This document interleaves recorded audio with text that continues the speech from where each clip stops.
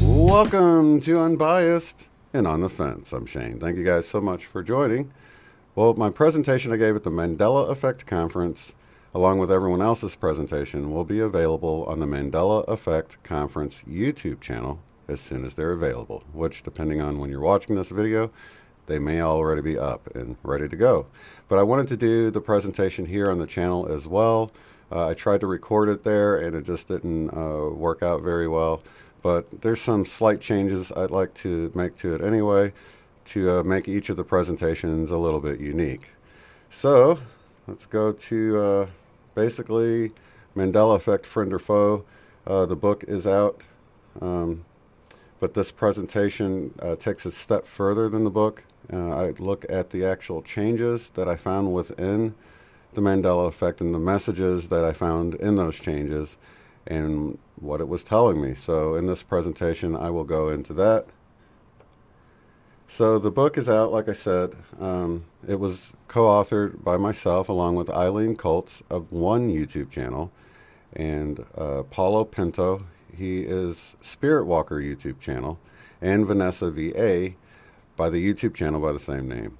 So that link is in the description below. I'm very proud of the book. It's a nice comprehensive look at the Mandela Effect. So if you're new to it, this is a great resource. And it's full of resources. It's available in print or in ebook. And okay, so I want to start by saying that this is my subjective experience, and I encourage everyone to see what messages you can find for yourself. In my humble opinion, this is a very individualized phenomenon. I would only suggest that people objectively consider if this could be a good thing. Some people may feel like their way is the right way and the only way. So I want to make it really clear that I do not feel this way. I feel like we all may see changes differently or not at all. We all have our own worldviews and experiences from which we filter the information through. And that's one reason I want to encourage everyone to see what messages you can find within the changes, because you may get a completely different message, and I've seen this happen time and time again. So it's not my intention within this presentation to offend anyone's beliefs. I'm just sharing my own personal journey. So for me, spring 2016 is when I first came across the Mandela Effect, and I saw the changes like Fruit Loops, the change in the word fruit being changed to F-R-O-O-T. I remembered it being spelled properly, F-R-U-I-T. And Looney Tunes was another one. I had an anchor memory of thinking how clever it was that the name Tunes was part of cartoons. But now in the current history, it's always supposedly been spelled T-U-N-E-S. And then, of course, there's the one that's huge for people. They remember the Berenstain Bears, which is now the Berenstain Bears. And I had never even heard of the Berenstain Bears or Berenstain Bears. So that was new to me at that time. But at that time, I wasn't really ready to see it. At the time, I had a car payment I had to work on, and I ended up making decals for cars and for customizing cars with different decals for different car clubs, as well as at a flea market where people would come and get little customized decals. So I was real busy with the grind, and trying to just make payments on my car and just trying to survive. So I wasn't really ready to see the Mandela Effect yet. It had to sit there, and it would take about a year, but I needed to hit rock bottom first.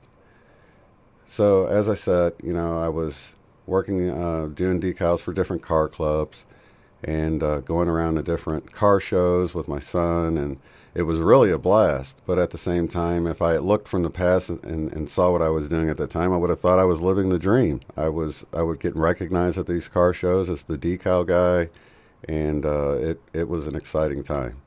But, it got old. Work sucked. Later in that year of 2016, our rental home that we were living in got destroyed by what they call a gust NATO. Had never even heard of it at that time, but when I went in the backyard, I could see where the, almost like a cannonball came right through the trees. Did not affect a house on either side. It only ripped off a part of our roof. So the house was unlivable. We had to most of our items got destroyed within the house. So we ended up having to my wife and I and our 5 children had to move into a motel for some time. That was in the middle of 2016. By the end of 2016, we had found a new rental home to move into. So we were okay for the holidays. But at the same time, my search for truth reached a dead end, which I was looking into, being raised Christian. I'd always try to dive into some of the other writings in the Bible or outside the Bible that weren't included in the Bible. And then looking into the Anunnaki, the ancient Sumerian tablets, and things like that. And it felt like my search for truth had reached a dead end because it felt like the information led me off planet. So with it being off planet, it was out of reach, and it led to what I consider my dark night of the soul. Now, I never really understood the whole idea of a dark night of the soul, didn't even really know what it was. Of course, I had read in Ecclesiastes where King Solomon talks about how life was utterly meaningless and how, you live and you die, and I'd never understood the book of Ecclesiastes growing up reading it, but for the first time in my life I did. I had my first grandson. I was super excited about him, but at the same time I felt like, is he just being brought into this world to live his life, and then, that's it, that's the end? What's the meaning in all this? So everything had become utterly meaningless, just like King Solomon talks about. So the bottom line is what I'd come to discover through all of my travels through different denominations in Christianity was that, I wasn't sure what the ultimate truth was, but I wanted to at least leave the world a better place than I found it. And that was sort of my philosophy. So in February of 2017, I started the channel Unbiased and On the Fence. And the main reason for this is I was so down, life was so purposeless and meaningless that this was sort of my way of talking and getting some of my feelings out onto a channel. So this was my outlet. This was my way of keeping myself busy. The reason for starting the channel was really basically simple. I just wanted to create a place where people could, share their beliefs and ideas without fear of being ridiculed or judged. Where it wasn't about debating or trying to get your point across, but rather setting your views aside and looking at other people's views, worldviews, and seeing if you could believe like they believe. Like, what would it take to be born in their culture, to be born into their religion, to be born into their family, all of these sorts of things that sort of push us down the road of our beliefs from the time we're born.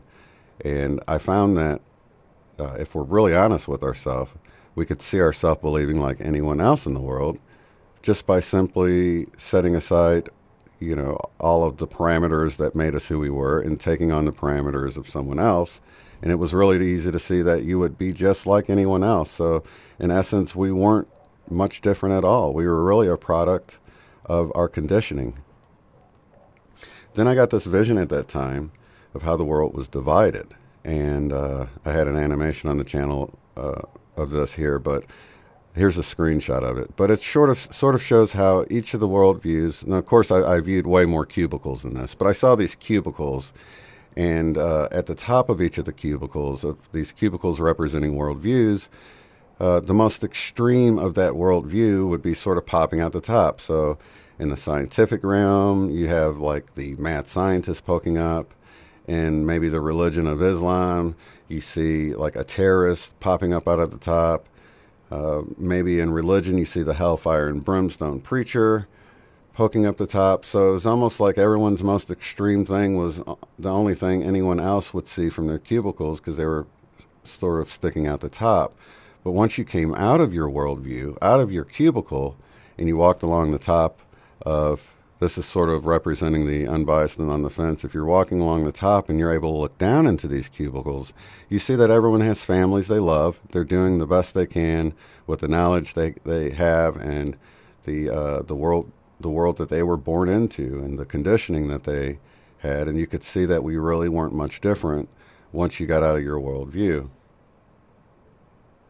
So it would be March 21st of 2017 when I came across this video on Leak Project, and he had on Joseph Reyna. He's the author of the book Incredulous. Well, in this video, Joseph Reyna talks about the scripture Isaiah 11:6, where the lion shall lie down with the lamb, had been changed to the wolf shall dwell with the lamb. And I thought he had to be mistaken. So, of course, I looked into it, opened the Bible, and Isaiah 11:6 was not the way I remembered reading it. Even though I read the Bible dozens of times, I recognized this change right off the bat, that it no longer said, the lion shall lie down with the lamb. So I was blown away. And as I looked on the internet, you can just type in Isaiah 11:6. This is a current screenshot, but at the time it was even less wolves in the screenshots. You look it up and you can see, it would actually say the wolf shall dwell with the lamb, but it would have a lion lying down with the lamb. So it was really interesting. Most of these now have been replaced with the entire verse, which does include a lion later on in the verse. But for people who remember the scripture, it was the lion shall lie down with the lamb. So that really got me back into looking at the Mandela Effect. Like I said, it had been about a year at this point since I'd heard of it and looked at it and sort of let it go. Then I came across Rodin's thinker statue. Now this is really interesting because when I was a kid, I had one of these statues, a desk-sized replica that I got from a garage sale when I went with my mom. Now it's interesting that I picked this piece of artwork out of everything there. Now this was an elderly lady with a garage sale, so for me to pick this naked man sitting and thinking, there must have not been much to choose from, to be honest with you, because evidently there weren't any toys or anything, because I wasn't even school aged yet when I got this, or I could have been in kindergarten. It was right around probably 5 or 6 that I got this statue, and it was in my room my entire life until I got way older. Of course, when I moved out, I did not take it with me, and then my parents passed away. I'm really not sure where that statue is now, but what I was sure of and am still sure of is that the fist was to the forehead. In fact, one of my favorite shows growing up was Mr. Wizard's World, and in the opening sequence, it had the thinker statue with a fist to the forehead. Of course, you can look that opening sequence up now, and it has changed to match the current reality. But at that time, one of my favorite shows had the thinker in it, which I had a copy of it in my room on my dresser. And so if you think about that, I had that whole memory node there. So for me, the Rodin's thinker statue isn't a memory thing. It's just, I've had it around my whole life. It's beyond memory. It would be like remembering your eye color or forgetting that. It's just something you don't do. You know your eyes are whatever color they are. It's not a memory thing that you have to memorize. So this goes well beyond memory. In fact, there was times as a child, over the years growing up, because I'm an artist as well, that I would try to sketch the thinker statue. And the funny thing is, I would always have problems making the fist to the forehead look right, and I would get aggravated. So this made a nice memory node of me trying to make the fist to the forehead look right. So for me, this was not a memory thing. And in fact, in this image you see here, the one on the left is one that I had to Photoshop because I couldn't find any images of it. The one on the right, you can see he's completely twisted onto his left leg, and he's very unstable looking, very uncomfortable looking. And so for me, this was a huge change, and I was so surprised that I couldn't find the original. So I did this Photoshop drawing you see here on the left, or picture you see on the left, and the fist isn't clenched quite as much as it actually was for me, but this is as close as I could get it in Photoshop. And then I started really trying to dissect the name, Mandela Effect. Why was it named the Mandela Effect? Well, of course, there's a discrepancy from when people remember Nelson Mandela dying. Some people remember him dying in prison in the late 80s or early 90s, but of course, many of us now remember him dying in 2013 in this current history reality, if you look it up. And I thought of it as Mandela, which would be man of the effect. So, of course, I thought of one of the titles Jesus called himself more than any other was Son of Man, which led me to Man of the Effect, the son of Man of the Effect. So with a rich Christian background that goes back many, many generations in Christianity, my first thought was, Jesus, is this you? So because Christianity is really the only religion I've ever been a part of, I was really well versed in mainstream doctrine and well versed in the Bible itself, reading it dozens of times, listening to it on audio book, and so the Bible was super familiar to me. In fact, Christianity itself was a very comfortable place for me. All of my family, most of them are Christians. You know, my mom was a traveling evangelist. Her father was a pastor. So, like I said, I have a rich heritage in Christianity. So, you know, when I asked, Jesus, is this you? Overlooking the city, I was out in nature, overlooking downtown Tulsa, and I felt like the Holy Spirit came down on me, and I was covered with chills and peace and love, and I felt like Jesus was comforting me, telling me, yeah, this is me doing this. So I'm thinking, hey, I guess it's time to go back to Christianity, go back to my roots. You know, so I'm thinking, well, this must be the tribulation or the great deception, you know, changing the dates and times like we hear about in the book of Daniel. Or maybe it's the rapture has happened or it's about to happen. You know, maybe it's the return of Christ, all of these things. So I began to create this video, you know, getting into whether it's the tribulation, the great deception, and all of this. And as I got towards the end of completing this video, my PC quit working on me. So I had to go to my other older computer, and since this video about the tribulation and the Mandela effect was almost complete, I just moved on to other videos for a while I was working on getting that PC going. Well, as soon as I got the PC going again, I went back to this video to try to complete it, and just when I had finished it and was ready to upload this video, which I can say was largely fear-based in the idea of, you know, end times, the world coming to an end, this sort of idea, which, as we know, there's plenty of other channels, Mandela Effect channels, that, you know, have this same idea that I'd come up with. And so my PC quit working again, a second time. And I came to the conclusion, maybe I'm not supposed to be putting this out. Maybe this isn't the direction I should be going. I did kind of jump to the conclusion of thinking this when I felt, you know, when I felt like Jesus was sort of comforting me in that moment of asking what the heck is going on. That led me to the parable of the thinker. And it's really the only time I've ever written something down that I felt like was, what do you say, automatic writing or channeled or something along those lines. But I felt like the Holy Spirit gave me this message, or Jesus. And it basically had described the thinker as being more of a revelation of truth. Why did it change? What's up with the new pose? Why is he no longer looking in his mind's eye with his fist to his forehead, on his third eye, basically? And why is he staring down at the ground? At the time, his hand was actually under his chin. Now you see he's actually sucking on the knuckles. And the picture on the right is an example of someone who was mimicking the thinker way back in the early 1900s and posed and took a photograph. And so I wanted to include that here as residue. There's a lot of residue. Basically, what the parable was telling me is that humanity had moved completely to the left, and it was unstable. And at the time, I didn't realize what the left was meaning, but it was revealed to me that it was the left brain. The left brain is the analytical brain. It's, you know, it's really, you know, where our language is and things like that. So it was showing me how we moved to the left and we were unstable. And instead of realizing that we have two brains, I was using my left brain to create dual realities to explain the Mandela effect.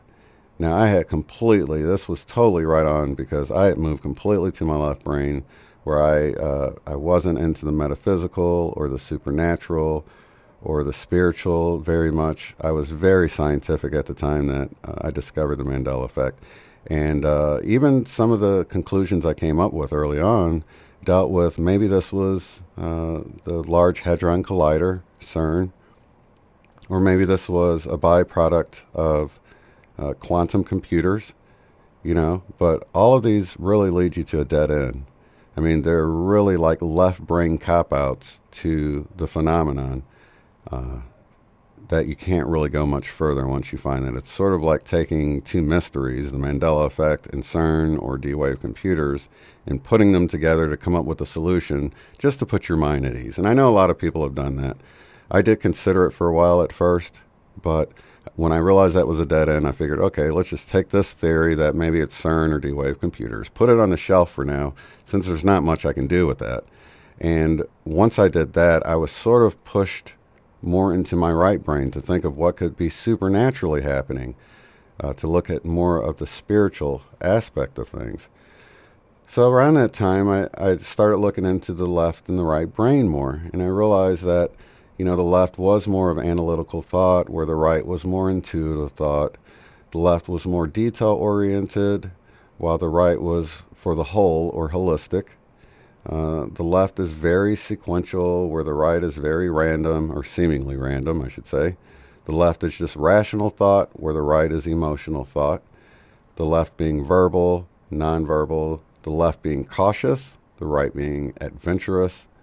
And the left being more of like planning things out, where the right is just sort of going off of impulse.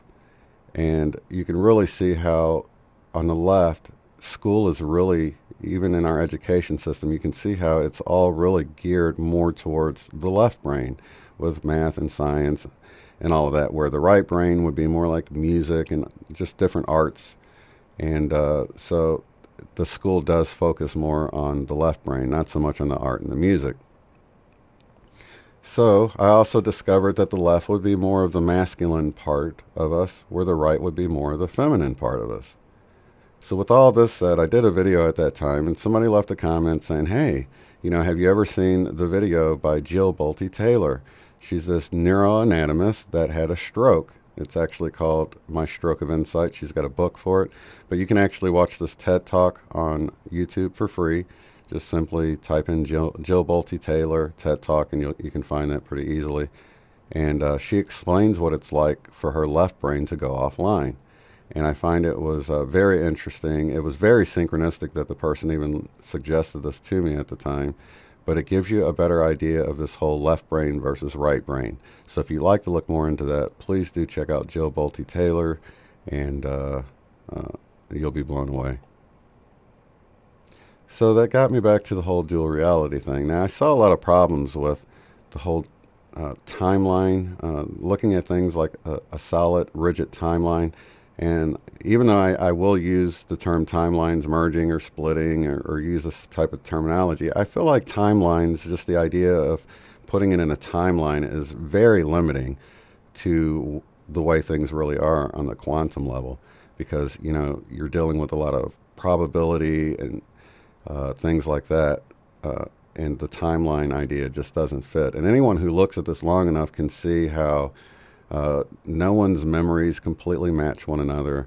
Everyone may share different Mandela effects and things they remember, but and you might find someone that's really close to you, but no one matches perfectly with their memories.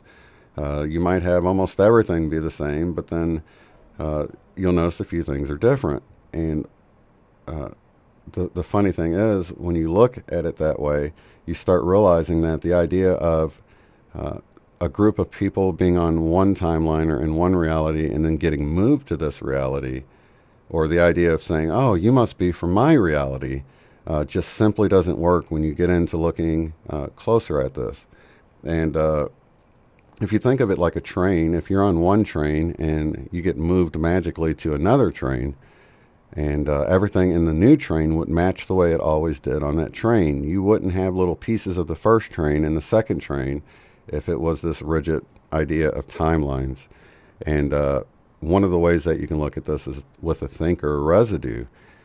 Here we see there's pictures you can find that have people posing next to the thinker statue with their fist up by their forehead, yet that is no longer the way the statue is posed. The statue is posed in the new way. And here is a wonderful, this is a great example, because here we have 18 visible softball players here, all posing next to the thinker statue. However, the thinker in the background has his hand down on his mouth now, in the new pose. So you can see that at some point the statue changed its pose, but all of the people in the photo mimicking the pose remained how they were with their fist to their forehead. Now this is interesting because back to the train idea, if you got moved from one train to the other, then on the train you were on, all of these softball students would have been matching the statue from that train. And then when you moved to the new one, all of these students would have been matching the statue from that train, which apparently that is not the case here. Then I looked up apocalypse. Now this is interesting because you can actually Google apocalypse and it'll say, something like, some cataclysmic end of the world event. But right under that it says, what does apocalypse really mean? And you look into it and it's not a scary thing at all. Of course it's used as a scary thing, but what it actually is, a revealing, a revelation, the veil thinning, if you will. So it's my opinion that the Mandela Effect is a wake-up call for those who have eyes to see and ears to hear. And having a deeper look at changes are revealing something to the experiencer. They hold a revelation of truth, if you will. And I think this is for everyone to look at that sees this happening. So I don't think you should just jump on board. If you resonate with some of the messages I got, great. But if not, go find your own messages that you can find, because I really feel like it's so powerful of an effect that it's customized for each individual person that's experiencing this. So if you don't agree with any of the things I say within here in this presentation, please do go and see what you can find out. But take a deeper look at it. So revelation of truth, one way to look at it is, with Fruit Loops, there's no fruit. There's actually no fruit in Fruit Loops. It's artificially flavored. So here we see the title changed to only sound like what it is, Fruit. It sounds like fruit, but it's not actually fruit. Just like the Fruit Loop cereal tastes like fruit, but it's not actually fruit. And then we look at Looney Tunes, has changed to Looney Tunes, Tunes. Well, tunes are frequencies. We think of tunes as in music, tuning the dial on your radio, tuning your guitar. All of this has to do with frequency. Loony meaning crazy. So what's the truth in this? That we have crazy frequencies here on Earth right now, and we need to maybe unify or get in line and get rid of the crazy frequencies.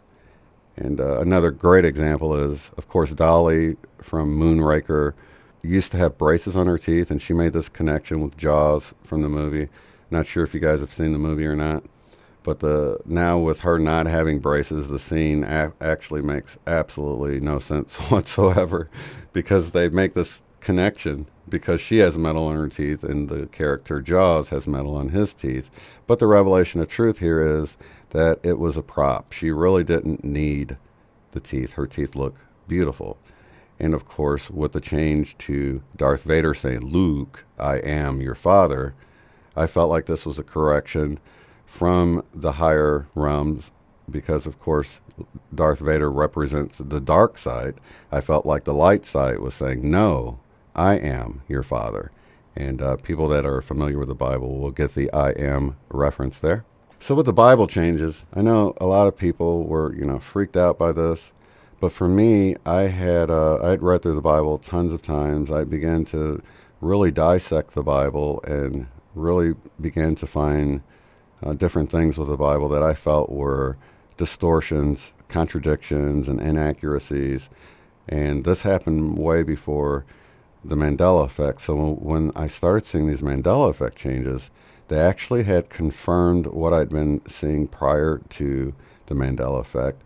One of which is the idea that the inerrancy of Scripture that was pushed didn't come around until the 1900s. This wasn't even an idea that was argued before the 1900s, is that the Bible was inerrant. Of course, there's typos.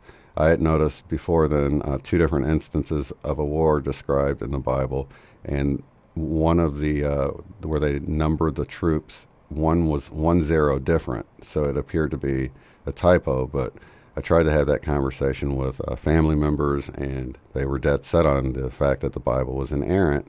But now if you look at the King James Version in Exodus of the 10 Commandments, you'll see that they are now written on tables instead of tablets. And there is a number of these types of changes to the Bible, which I feel like this is just pointing at the fact that it was, like I said, a confirmation that the Bible shouldn't be taken as perfect. Now, I think it's perfectly what we should have had, but I will get into more of that in just a little bit of what I mean. So hang tight with me. So another one was the way Paul really sowed division amongst the church. You'll notice that there are many denominations. I've been through quite a few denominations. Of course, I've only been a Christian, and as far as being a part of any religion. But when I heard there was over 30,000 Christian denominations, each denomination believing that they have the way, and then looking at the reasons for these denominations being separate and going their own way and coming up with their own ideas, many of these differences come from the epistles or the writings of Paul, which were these letters that he wrote to the churches. And so one of the changes comes that I noticed in the Bible comes from 2 Corinthians 11:8, where it actually says Paul robbed from the church. Now, this is something I had been saying for a while, that Paul had sown division amongst the church. And you can see how many of the denominations, whether it's speaking in tongues or predestination, there's so many different topics within the epistles of Paul that people disagreed on how it should be translated or understood, and because of that, they went and started their own denomination. How many of the 30-plus denominations are due to Paul? I'm not really sure, but I know within most of the mainstream churches, their division is due to not agreeing on what Paul meant within his epistles, which I'm not even sure that he would have wanted his epistles within the Bible, because one of the things I noticed at that time was that you could actually remove the Gospels from the Bible and church wouldn't change very much. But if you removed Paul's epistles from the Bible and left the Gospels in the Bible, churches would be a lot different. It's almost like churches followed the teachings of Paul more than they did the teachings of Jesus. So I felt like Paul robbed from the churches was one of these little revelations of truth. In Luke 19:27, this was probably one of the most troubling scriptures, because I thought, man, what could this possibly mean? It sounds like Jesus is really violent, because he says to bring them hither and slay them before me. Of course, this is a parable, and he's talking, he wasn't telling his disciples to bring them here. It was within the context of a parable, but what was it trying to tell us here? And the little revelation of truth I got from this was that our biggest obstacle is our flesh, or our ego. So, but those mine enemies, which would not that I should reign over them, bring hither and slay them before me.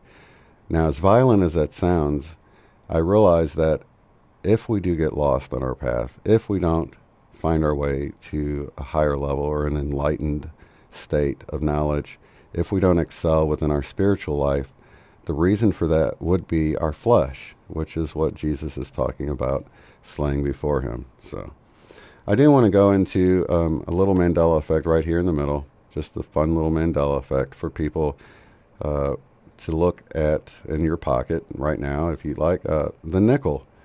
Have you looked at your nickels lately? Because this here was the nickel I grew up with, and I remember at some point them coming out with these really cool bigger up-close versions of the nickel, which was in 2005.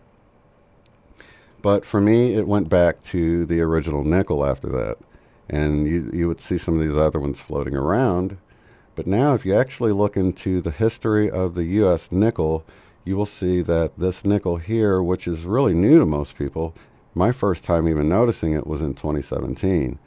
And I've had plenty of times of counting change. There's no way at all I would have missed this nickel. If it had always been around since 2006, I would have never missed it. That's longer than my youngest kid. That's longer, and I would have for sure noticed it. So look at this nickel. How long does it feel like this nickel's been around? Is it new to you? Does it seem like it's been around for a year, 2 years, 3 years, 5 years, 10 years? Because it's actually been around for, 13 years. So does that seem right to you? So I just wanted to bring that up. I find it really interesting. So as I'm looking at some of these changes and trying to finding meanings in it, I came across a video by Moneybags. If you're not familiar with Moneybags 73 YouTube channel, please do check it out. He's an excellent resource to look through his videos. He's got voting videos you can look through and look at things that you remember and see how you remember it, and see if you agree with everyone else there, because you thumb it up if you remember it the old way, or thumb it down if you remember it the current way. It's a really neat way that he goes about doing that. So one of the things I noticed was that at least it seemed like very popular things were getting affected, whether it was movie lines or things like that. Perhaps it's just because it's popular, we notice more because it's popular. But at the time I thought, wow, I wonder if the Walmart logo changed. So in my mind, before I even looked, I imagined what the logo looked like. And when I actually looked at the Walmart logo, I noticed that the T looked like it had been chopped off. I didn't remember this T only having an arm sticking out on one side. And so then I came across a Moneybags 73 video where he's talking about this very thing, and he shows where there was numerous logo changes where the T's had gotten chopped off. And here's just a handful of them. So, of course, I'm thinking, well, what does this mean? Why is the T's getting chopped off? And it wasn't long before I realized the connection with the thinker. Well, wow, the T in their original way, being more balanced on the left and the right, was now moved completely to our right, but from the T's perspective, the left, just like the thinker statue. You can see it's moved completely to the left. So for me, this was telling me the same thing I felt I'd been being shown. Then I came across the American Gothic painting, and I was really surprised to see that how I remembered this couple standing there looking directly forward towards the perspective of the viewer. The lady was now looking to her left. Now this goes back to what I was saying about the brain, the right and the left brain, in thinking of it as the divine masculine and the divine feminine, being the left brain and the right brain. Now we have the right brain looking towards the divine masculine, once again telling me the same thing. Now, mysteries revealed, back to an apocalypse being a revelation of truth. What truth is this telling us? Well, for many of us, we remember the enigmatic smile on the Mona Lisa, but we didn't know if she was smiling. It wasn't apparent whether she was smiling or not at the time. I remember conversations about what kind of face, what do you think she's thinking? And that was sort of the mystery within the painting. Well, now the mystery's been revealed, and we see that here she's smiling. I also want to note that I've had to Photoshop this 3 times because when I first removed her smile, then she got a hairnet on her head. I had to go back and remove the hairnet. It seems that my photoshopped recreation of the Mona Lisa gets updated with a new change every time. And then once that happened, you can see that she got this mole or wart here next to her eye.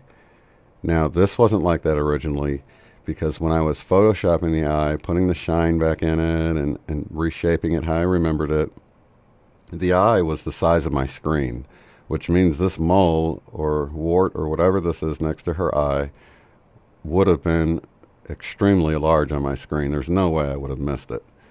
So the revelation of truth is the mystery of her expression is now gone, and we can see that I guess she was smiling the whole time. Okay, so we have the Oscar Mayer change. Many people remember it being Oscar Mayer, M-E-Y-E-R, or M-E-Y-R, a lot of different ways, but the current way is now Oscar Mayer, M-A-Y-E-R, the bologna hot dog company. So one of the words for something being bogus or BS is baloney. That's baloney, right? So what's the baloney? Well, when I looked at the name Oscar Mayer, the only thing that comes to mind when I hear Mayer is John Mayer. So what does John Mayer say the baloney is? He just found out there's no such thing as the real world. It's just the lie you've got to rise above. And there's even more little nuggets of truth within the lyrics of this song.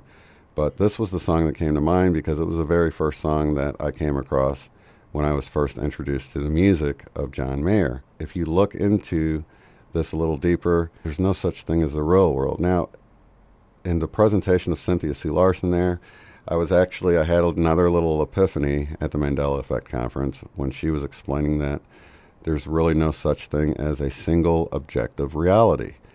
Now, of course, according to current beliefs and science, that we do have one specific reality we can depend upon, we can all agree upon, but there's no such thing as the real world, a single objective reality we can all agree on. We all have our very own different perspectives, and it's a very subjective experience. As I mentioned in the very beginning, that's why I encourage everyone to look deeper within these Mandela Effect changes to see what you can find out about it. So I felt like, why aren't people seeing this? I was working at the flea market still, and I would, quiz people on it, and some people would notice things but then act like it's no big deal or change the subject. And I'm like, how can I show you that reality's changing and it's just not a big deal to you?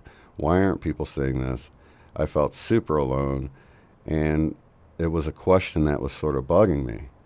Now, while I was pondering these thoughts, something amazing happened. I had pulled into the gas station, and my daughter ran into the convenience store to grab something. And while I'm sitting there wondering why I'm the only one that's noticing this stuff, people within my friend circle, family circle, if they did see something, they quickly sort of went back on it. And I was equally as disturbed, not only by the Mandela effect, but even more so about how people were responding to it. It was just so weird to see people brush it off like it was no big deal. Or they would seem to see it the right way, and then I bring it to their attention, and then they're like, oh, yeah. No, this is how it was. I know a lot of people refer to that as people get the download. I don't really know what's happening with that, but I definitely think that's an apt way of describing it, because that's exactly how it seems. It seems like they'll either have a confused narrative that combines both realities. It just seems like there's confusion there, or like they see it the right way, and then all of a sudden they see it the new way as being the proper way. And it can be kind of disturbing. So while my daughter's in the store and I'm wondering all this stuff, wondering why I dealt with this even through Christianity, when I would notice things and try to bring it up with my family members. And even at this time, I thought there were certain family members I thought I could depend on if something like this ever happened. Some are actually ministers, and I call them up and I keep getting blown off for months upon months, and them never saying that they'll get back to me about the Bible changes. And I noticed they saw the Bible changes, yet that phone call never came. So while I'm feeling lonely like this, I'm listening to the radio. Whitesnake, Here I Go Again, comes on the radio, and of course I turn it up just for nostalgia reasons. But I didn't realize this was a message that was being delivered to me at this time that I was feeling troubled about no one seeing it. So the lyrics are, no, I don't know where I'm going, but I sure know where I've been. Hanging on the promises and the songs of yesterday, and I've made up my mind, I ain't wasting no more time.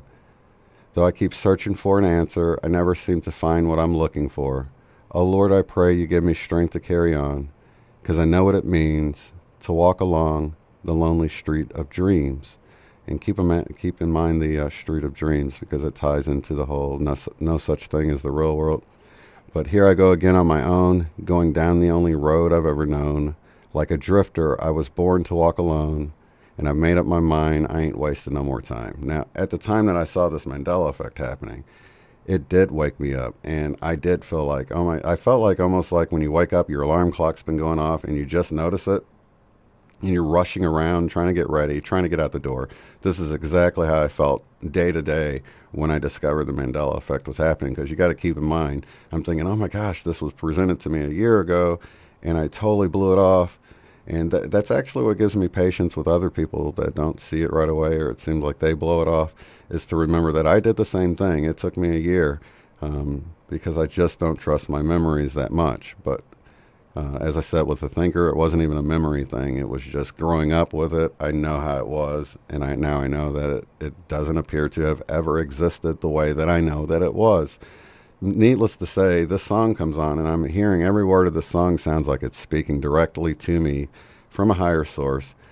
And I'm in tears and I'm trying to like trying to dry my tears before my daughter comes out and hears me listening to this old rock song and crying in the car like a big baby. And then I felt like the universe threw me a bone. My daughter, my 22-year-old, saw it. And I think I might have brought up the American Gothic painting. I can't remember what I brought up at the time, but I brought up a few examples, and she clearly saw it happening.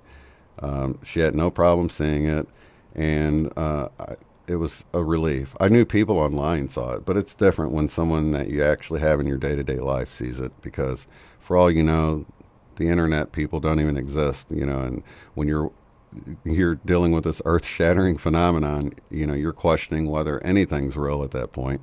How can things change in this impossible way? Which sort of drove me back to the drawing board to realize that the way I thought things work is not the way they work, which was an important part of this. But with my daughter saying this, she had to run. Of course, she's the one that had her newborn son at the time. And so she left the house out one way, I left another way. As I'm going down the road, I like honking way better. I saw her pulling out the subdivision a different way. And I get stuck at the light. I hear a collision as this Mustang flies by me. I hear a collision, look up in the rearview mirror, and it had rammed into the side of my daughter's car with her newborn baby inside. And, I freaked out. I put it in reverse, got back there, within a few seconds and was running up to the car.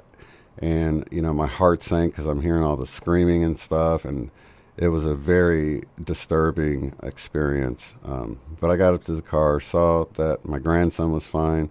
My daughter was in shock a little bit, but she was okay. The guy that was in the Mustang speeding by, his children, the airbag, I think, had deployed, and they were sort of freaking out about that. But for the most part, no one was injured, just minor injuries. And so I got my grandson out of the street. I took him over in my car, and I waited at the Quick Trip gas station that was just right by, and I watched as the emergency vehicles showed up, and everything seemed like a movie set. Now, of course, my wife says I was in shock.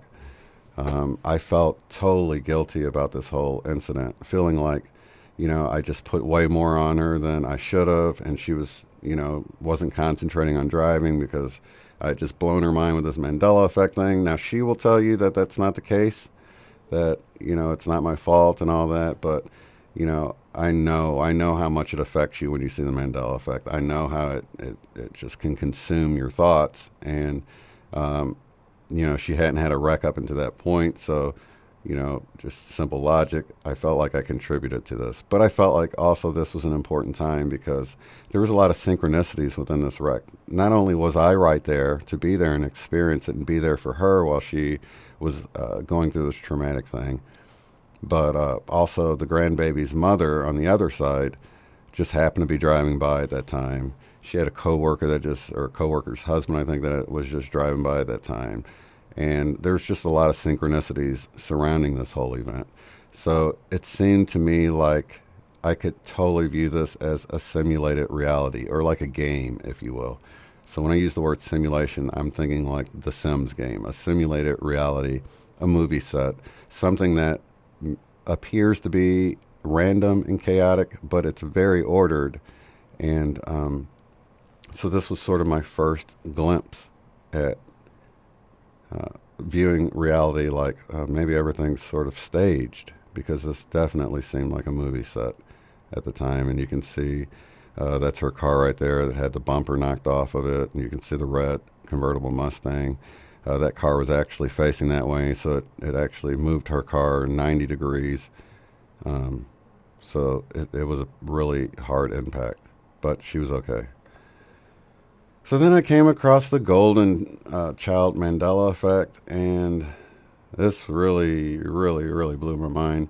I watched the Golden Child dozens of times. Well, I would say probably a good 20 times at least, because I loved Eddie Murphy, and I had to sneak and watch most of his movies as a kid. But with this one, I was able to record it on VHS, and my parents were able to watch me watching it, and I even watched it with my mom, and so it was acceptable for me to watch it in the home. So this is the one I would typically watch, so I didn't get in trouble watching something else.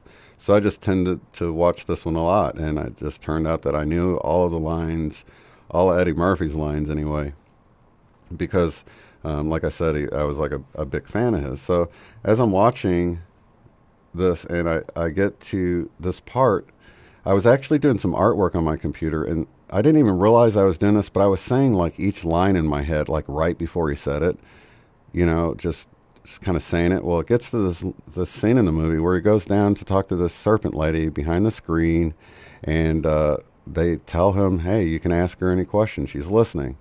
And then he says, tell me about the... Now, for me, I said it in my head, and I'll give you a moment if you haven't seen this yet. If you do know it really well, what does he say? Tell me about the... In my mind, I said it ahead of him, and he said, tell me about the kid. But when it actually played, he said, tell me about the golden child. Now, for me, he never said golden child throughout the whole movie. He said the kid the whole time. There was one time where he goes, yeah, the golden kid. So that was the closest he ever got to saying the golden child. So now it would appear that he's always said the golden child in this scene. Not a big deal, really, for somebody that hasn't seen the movie, not a big deal, but it did force me to look at the movie a little deeper. I couldn't really see what I thought this specific change was telling me, but the whole movie itself was a really good message, because in this movie, Eddie Murphy, they keep calling him the chosen one. And he makes fun of it throughout the movie. He goes, I am the chosen one. Like, he's really just cracking a joke about it. Like, he doesn't really believe it, right? But it pointed to the fact that a lot of people were all chosen within our life that we're living. We're all the star of our own show, basically. And a lot of times people won't act out on what they should do because they feel like it's an egoic thing. So I began to see how, there was this balance needed between ego and activity. Thinking you're the savior of the world could be an egoic way of looking, grandiose way of looking at things. But at the same time, thinking that you can't make a change or you can't make a difference will lead to an activity. So there was this balancing within our lives that need to be taking place.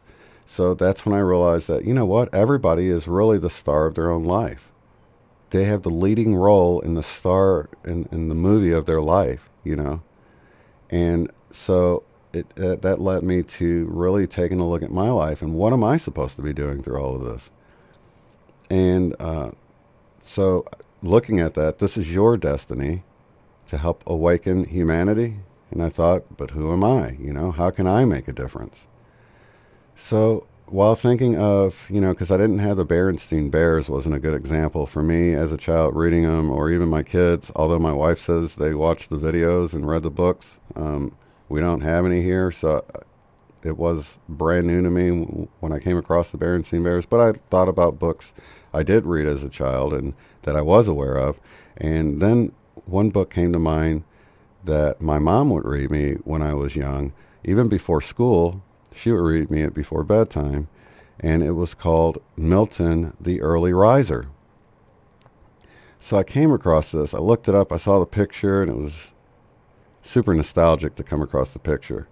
But if you look it up, you'll see it says, children and their parents will appreciate the antics of Milton, a young panda. Now keep in mind, a panda is white and black. I'm white and black. So there's a lot of similarities with me and this panda in this book. So he is up and about long before his friends and family, and he exhausts himself in his efforts to wake up everyone else. So then at this time I'm realizing, oh my God, this book was like my favorite book before I even went to school. This is like preschool years. My mom's reading me this book so many times at night to put me to sleep, and I realized my whole life was a preparation for the time I'm in right now. Then I came across The Never-Ending Story. I thought, well, I've watched that quite a few times. It would come on cable, and, I'd catch the end of it sometimes or the whole thing, but I'd watched it enough times that I thought, well, I might notice a Mandela effect. So I went ahead and rented it and watched it and realized that it was an archetype for the awakening that's occurring right now. And even specifically, the messages I was getting within the Mandela effect. So two truths I found within the Never-Ending Story were the idea of layers of realities. Now, if you're familiar with the movie, you as the viewer are watching the movie on your TV. And you're watching this boy that is getting bullied, and he ends up running into this bookstore and getting this book. And as he reads the book, there's another reality within the book that he's connected with. So it let me know that it was showing me sort of these dreams within dreams, but even more so, without the right brain, we're left with nothing. And this is what was being shown to me within everything moving to the left. The T's getting chopped off, the thinker statue, the divine feminine on the right, and the farmer's picture of the American Gothic now looking to the divine masculine. And there seemed to be a neglecting of the right. In the movie, they're trying to save the land of Fantasia. There's something called the nothing sweeping across and destroying Fantasia, turning it into nothingness. Right around the middle of the movie, towards the end, the main character comes across the main antagonist that's hunting him down, and he says, "Don't you know anything about Fantasia?" What is Fantasia? It's the world of human fantasy. Keep in mind, human fantasy is the right brain. It's where we dream. It's our creative part. And it says every part, every creature is a piece of the dreams and hopes of mankind. Therefore, it has no boundaries. But why is Fantasia dying? Because people have begun to lose their hopes and forget their dreams. This is all right brain stuff we're talking here, right? So the nothing grows stronger. What is the nothing? It's the emptiness that's left. Now keep in mind the double entendre here. It's what's left, but it's also left as in left brain, right? It is like a despair destroying this world. And he's been trying to help it. He's the bad guy in this. But why? Because people who have no hopes are easy to control. And whoever has the control has the power. Who are you really? I am the servant of the power behind the nothing. Now I want to take a moment here to really explain that I don't believe that we are actually victims. I don't feel like this is a prison planet and we're victims. I feel like that's a narrative that we've been fed to help make the game realer. Because if you think about, we're here, and this is a grand classroom, we're here to actually learn from our experiences here. We're here to grow and find our way out. If you think about the game Pac-Man, for an instance, it's you know, it wouldn't be much fun to be moving your little Pac-Man around eating these pebbles if there weren't any ghosts chasing you. So I feel like the opposition is there to help us grow. And we shouldn't think of it like we're a victim, but think of it like a skirmish or a game in which there has to be an opposing side to help us. Because if you think about your life in general, you tend to grow and learn much more through adversity. So this isn't about feeling like this is a prison planet. They're out to get us. They're out to keep us in bondage, and we're victims here. That all might be true, but taking the higher perspective, you can see how we're actually here to grow, and this opposition is there to help us do just that. And that if we want to be better players within this game, it helps to understand why we're here, and that we do have a sovereignty that we can step into and begin to take control, because the power, many times we give away that power. And I believe the Mandela Effect is trying to wake us up to the power that we have, that our reality is not set in stone, that it can be changed. And if you think that there's a benevolent force, maybe even our future selves that's causing these Mandela Effect changes, maybe even our current self has the ability to make some of these Mandela Effect changes, it begins to change your entire perspective on why we're here and what we're doing and how we can change this reality that we're in. And that's what I felt like these changes were telling me.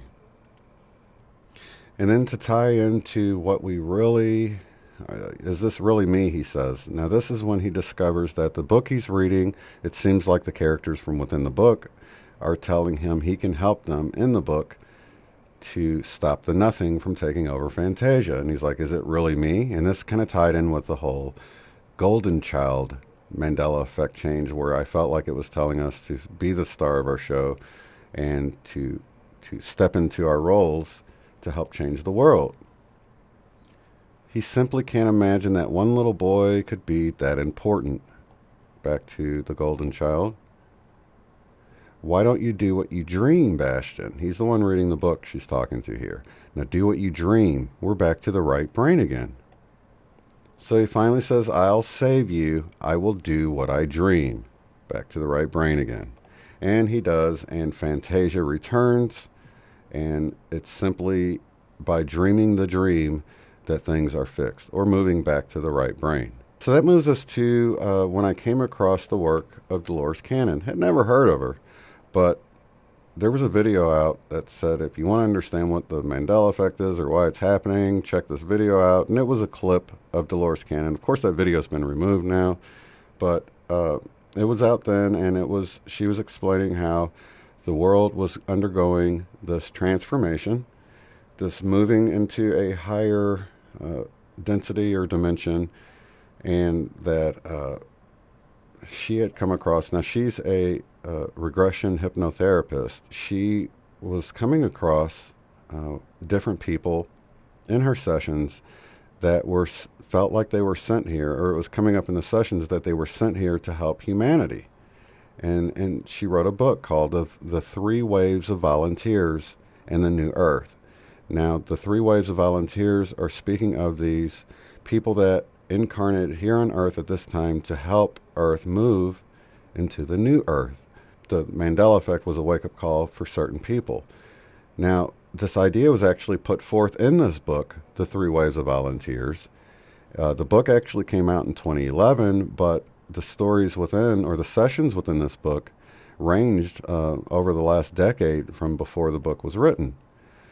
But in chapter 23 of the book, called The Best Agenda for Earth, she does a session for a guy named Randy that got to sort of eavesdrop on these two higher level factions of beings that were here to help humanity evolve. And you can pause it and read this if you'd like. I do recommend getting the book and checking it out, but I'm going to paraphrase here to move quickly through this. But basically, these two factions, one was wanting to have an indirect effect by simply providing these higher frequencies to the planet to help, while the other one wanted to be a little bit more forthcoming with influencing the humans on the planet. And they were both in agreement that they wanted to help the world evolve, but they were just trying to figure out the best way, either to indirectly help or to have more of a direct help on the planet. And he actually gets emotional during the conversation because these higher beings looked at us like children, or like maybe big brothers and sisters looking out for their younger siblings, this type of feeling. Not like they are gods or anything like that. Not like they're fallen angels, as many who have a sort of a fear-based approach to non-terrestrial beings. But these are like, if you would think of them like angelic beings that's sort of here to help us out. They were providing the frequency and energy, and it was like a holy light. But it gets to this one part that blew me away. That says, there is a faction that wants to more directly influence. So in a broad sense, that could mean they are here by interfering with the other group. That's one level, and they might influence by making material changes in this dimensional reality. Observable changes. Now, when I read this, I was blown away, because without the name Mandela Effect tagged to this phenomenon, this is almost exactly how I would describe it. Making material changes in this dimensional reality, observable changes. Now, one faction thinks it would be more beneficial, and the other group is more passive, so they were not sure. ME is to awaken humanity for the evolution of human consciousness. And that's what I felt like this book was saying. So I felt like they were having this discussion earlier, before this ever started happening on the large scale that everyone's observing, making these observable changes to material changes to our dimensional reality. Right around that time that I came across that, I also came across the law of one, the raw material. Now, the raw material I wouldn't look at this for a long time, and it wasn't until David Wilcock had mentioned it that I even took a look at it, because I watched Prince of Egypt, and of course they have by the power of Ra and all this, and you think that it's this other god that they worship. But if you actually get into the material by Ra, they don't view themselves like now Ra is actually a social memory complex, so it's not a single person. It's actually a group that are in one accord, if you will, of one mind, individuals, but all in agreement with one another, and they came to help awaken humanity and help move us towards harvest time, which is some of the same terminology we hear in the scriptures about a time of harvest. And within this, they actually help you recognize the distortions within the Bible, and how to distinguish what, and a lot of it just has to do with recognizing what's sort of fear-based and what is knowledge. And that led me to, if you think about, if you go to Luke 11:11, this is really important because I want to point out the fact that, a lot of times if you're in religion, you feel like it's bad or it's wrong to question things. We had Doubting Thomas, who was doubted what was being seen or whatever. But I think this scripture alone helped move me beyond the fear of thinking God's like out to get me, that I better not ask questions. I better stay in line, like the John Mayer song, to stay inside the lines. Well, in our group, we got people that definitely don't stay in the lines. They're always questioning authority. They're always trying to look and question things and look beyond, and they're just truth seekers at heart. Luke 11:11 says, "If a son shall ask bread of any of you that is a father, will he give him a stone? Or if he asks for a fish, will he give him a serpent instead? Or if he asks for an egg, would you give him a scorpion?" Then he says, "If you're evil and you would not do this, or you would give your children good gifts, how much more shall your heavenly Father give the Holy Spirit to him that asks?" So this really helped me move beyond the fear, because I thought about what I would do with my own children. If I'm teaching my child to walk, and he stumbles and falls, I'm going to gently help him or her back up on their feet and help them walk again. I'm never going to, even if they do something that's wrong, I'm not going to punish them by putting them in the corner for eternity, let alone burning them.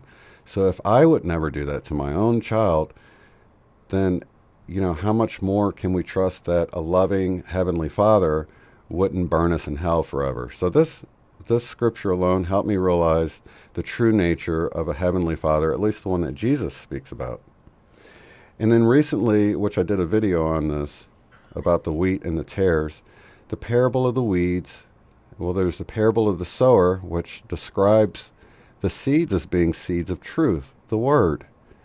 And then the parable of the weeds, which talks about the seeds that were sown, which in the previous parable we know are truth. But someone came and sowed weeds among the wheat. And in this parable, it says that, because many times they'll move on into the next parable and they'll say that, the weeds are the sinners and they're going to all get plucked out and burned, but the wheat will be saved in the storehouse. But as we see in the previous parable, we're actually warned about the wheat and the weeds within that scripture, to know that the wheat is actually truth, the weeds are lies, and they've been allowed to grow up together. So as the law of one said, you need to read the Bible with discernment, or anything, because the truth is always going to be accompanied by the lies mixed in. And at some point, which I believe we're at this time now of Revelation, the apocalypse, the revealing. That's why we're seeing these Mandela Effect changes. The wheat and the weeds have grown up together, but now the weeds are getting plucked out and burned, which is the lies. We're getting revealed the truth of things, which I felt like the Mandela Effect was saying. So I wanted to bring up this scripture because I felt like it was super important. Now, I've taken the time to go through and try to make connections with many of the Mandela Effect changes. Of course, you see Sally's filled day, filled connects with filled of dreams, and Sally connects, of course, Sally filled was Sally Fields, right? So I had that changed. But Sally Beauty Supply, and Sally is actually Forrest Gump's mother in Forrest Gump, and then we have the Life Was Like a Box of Chocolates change from Life Is Like a Box of Chocolates. And I think that's another revelation of truth there, because if life was like a box of chocolates, at some point we didn't know what we were going to get. But it's no longer a mystery because of this revelation of truth. So as I began to see some of these connections, the monocle going away, uh, of course, in Field of Dreams, you have the voice of Darth Vader is played by James Earl Jones. He's in Field of Dreams. We're going to need a bigger boat. You're going to need a bigger boat. We got the prohibition sign has swapped. It used to be from bottom left to top right, but now it's bottom right to top left. And it looks really strange in a parking sign because it almost makes the P look like an R. But I felt like this was also pointing to the fact of the left and the right brain, perhaps. We got a lot of merging letters, which I feel like is maybe pointing us to becoming one, becoming of one accord, unifying, or the S's disappearing, going from plural to singular, or possessing the possessive S on the end being taken away. All of these are little keys, but there's so much more I could have added into this whole thing. But I feel like Volvo, for instance, it's Volvo getting the little arrow, which is the male symbol. That's once again pointing to the divine masculine being more focus being put on the left brain or the masculine side. So there's so many different connections. But I'll let you guys can actually look at my Facebook page and pull this image off and build off of it if you like. But I did want to bring this up quickly. Now I want to move to some of the map changes that I've seen. Let's see, good here, because I actually created this map in 2010. What I did was I used a map that I could find on the internet, and then I took the word love in multiple, probably 36 languages, the most primary, the most used languages, and I laid it over the continents, over the earth mass and the land mass, and I created a map with the word love in every language, and it was called Love in Every Language, and it was for a competition. But I wanted to show this screenshot here because you can see here that I actually uploaded this image in October of 2012, so I can show that I've never altered this image since I created it. And here's the competition. You can see here up in the top right that on April 28th of 2011, I signed up for this competition. And then you can see on June 6th of 2011, they say, they said that unfortunately they didn't select my artwork to be one of the finalists. But you can see that as I've got 3 different sources of this showing that this artwork was created years ago. So I haven't altered it in any way. It's been on Fine Art America. You can actually go look at it. Here's an up close of the west coast of America, so you can see how I took the word love and I formed it along the edges and turned it and made it follow the landmass to create this map made out of the word love. Here we have the United States. Here we have Europe. Now you can, while like a lot of people will discount this, they'll say, well, here I remember that being further away from the boot. I remember South America being further to the left, and your artwork doesn't reflect that. But because they outright sort of blow it off, they miss some of the finer details. So on the macro, it appears that my map was changed and altered along with everything else. But when you get into some of the finer details, you zoom in on it, you can actually see that there are so many more islands that weren't there before. And to explain this is when I opened up my Illustrator file and I turned on the hidden layer that I used as a guide to know how to lay the letters out. So anywhere you see land but you don't see words on it, those islands or land was not that way or was not there at all at the time I created the artwork. So as we look here and we see the string of islands here, none of these islands were here when I created this artwork. We see it over here on the side. There's all these little islands. Even here in the Gulf of Mexico, we see this, the way the land comes down here was not like that at the time that I created this art. And as we zoom in here, this is zooming in on this area here by the Bahamas. Let's take a closer look at that, because you can see, you know, there's no way I would have missed this little island and this little island when I clearly saw these and filled them in. So you can see the little red square here shows where we're looking at in relationship to the entire map. So here's a really cool example of how you can see my artwork followed the land along. Now we're looking at the southern part of South America here. You can see all this extra land that's popped up here that wasn't there at the time that I created this artwork. Now I'm going to do a longer video on this, but I wanted to point out some of the really cool anomalies that I came across here as I was creating this. The way this jets out right here was not like that. So there's a lot of fine details that can be gleaned from this artwork that I created. Now you can see Denmark here with no words on it. Denmark was not here. This was all ocean at the time I created this map. These little islands you see were not here. Even this piece of chunk of land that's coming out here was not that way. I would have put another word there or done something to fill that in.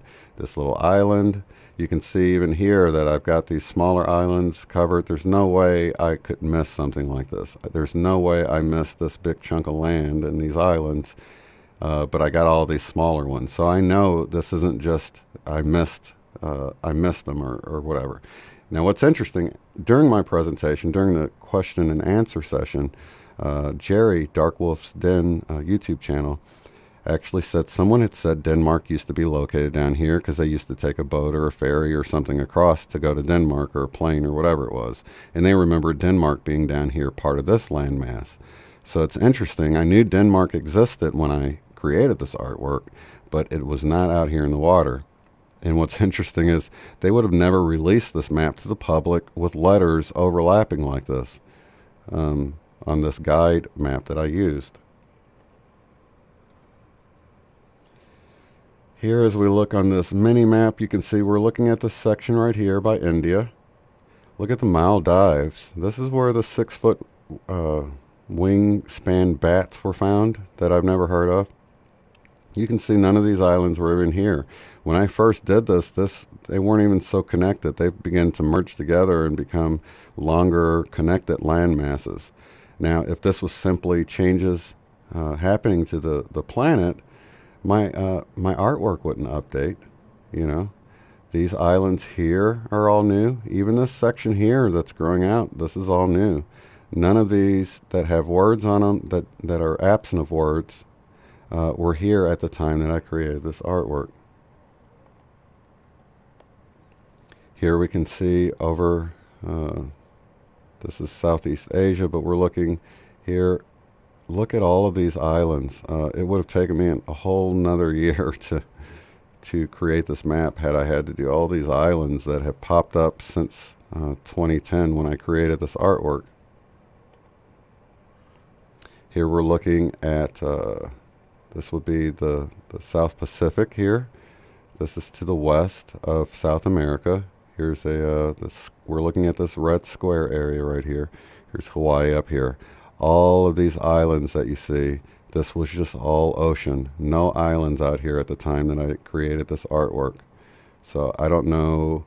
It's funny that they've been named. The guide map that I used to create the artwork has been updated. Things have been labeled since the time, somehow, magically. But none of these islands were here at the time that I did that. Now if we take a look up here by Alaska, you can see the string of islands here. I want to show you just how far in I can zoom. So let's look at this area right here. You can see that I filled in these islands, and these here were neglected, it looks like, but they weren't. I didn't miss them. But let me show you exactly how much I can zoom in on this here. So when I was working on it, it was actually zoomed into this point right here. You can see I did this island, this island, this island, but these here have popped up since I last did this.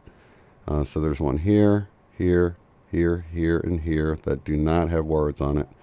And I do want to say that in case more pop up, that there's 1, 2, 3, 4, 5 islands here, or land masses that do not have words on them at this time. And let's even take a closer look at this. This is, 4,800 times zoom. I can actually zoom in to 6,400 times zoom because this is vector art, so it doesn't get pixelated when you zoom in on it. So you actually see that, I didn't miss these. There's just no way I could have missed them. I know they're small, but I could actually zoom way in, and to be sure I don't miss it, that's how I was able to do these, is that I was able to zoom in and make them match up. So there's just no possible way that I just overlooked them, because when I was working on them, I was zoomed in like this as I was creating it. That's pretty much going to wrap up my presentation. Be sure to check out the presentation as it's released from the conference, along with all of the other speakers' presentations, which were wonderful. Be sure to look on the Mandela Effect Conference YouTube channel for those as they get released.